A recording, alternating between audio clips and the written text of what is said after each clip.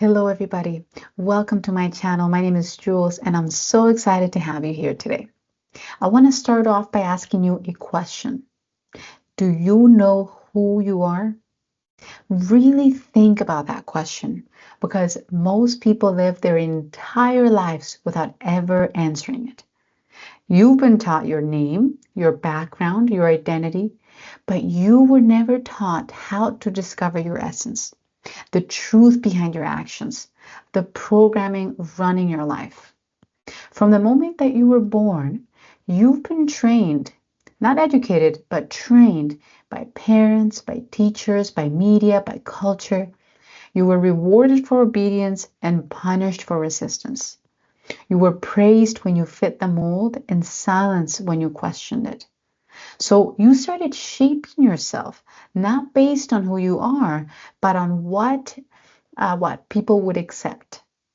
You built an identity to survive, not to thrive, not to express, not to be free. The you think you are is a collection of inherited beliefs, fears, and expectations, not your essence, not your soul. When you were a child, you were connected. You played, you imagined, you felt everything deeply. You spoke your truth without fear. But little by little, you were told what's too much, too sensitive, too weird, too loud, too different. And you learned to dim, to shrink, to fit. This is why you started forgetting who you were. And now everybody's wearing masks, performing, reacting, doubting, wondering why you feel off or anxious or disconnected. And it's because the real you is buried and it's trying to wake you up. Let me give you 3 tools to help you remember who you are. The first one is separate the program from the person. Ask yourself, is this belief mine or was it given to me? Do you believe that you have to work 8 hours to succeed? That being vulnerable is a weakness? That your worth is based on productivity? Those beliefs might not even be yours. They were implanted. You have the power to challenge them and to let them go. Second, examine your reactions. You want to know who you are. So look at what triggers you. Look at what scares you. Look at what is not working for you so that you can avoid it. Every emotional reaction is a clue. Fear shows you where you feel powerless. Anger shows you where your boundaries were crossed. Jealousy shows you what you've denied yourself. Your reactions aren't flaws, they're maps. They reveal your wounds, and your wounds point to where you need to heal. Third, reconnect with your core values.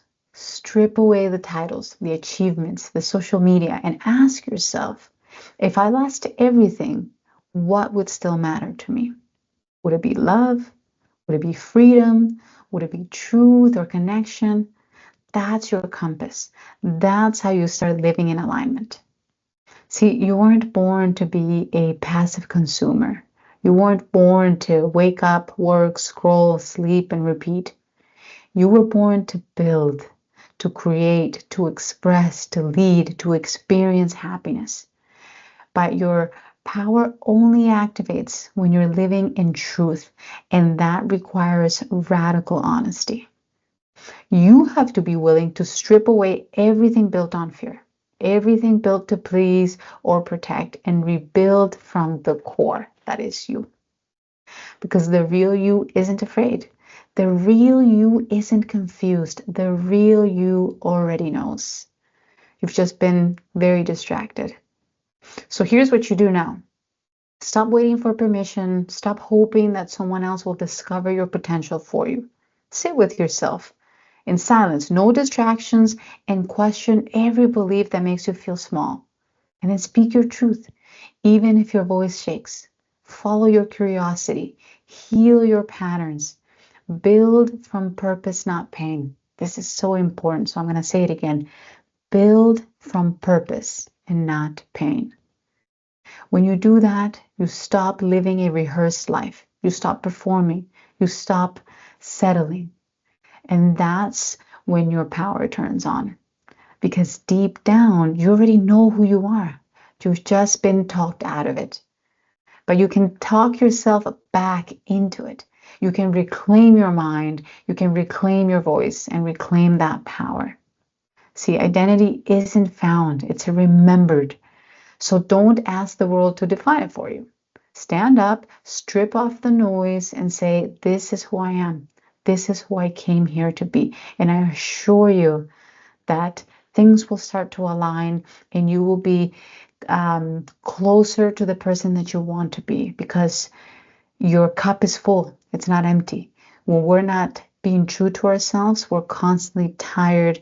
We're not aligned to purpose. And that's when we seek distractions.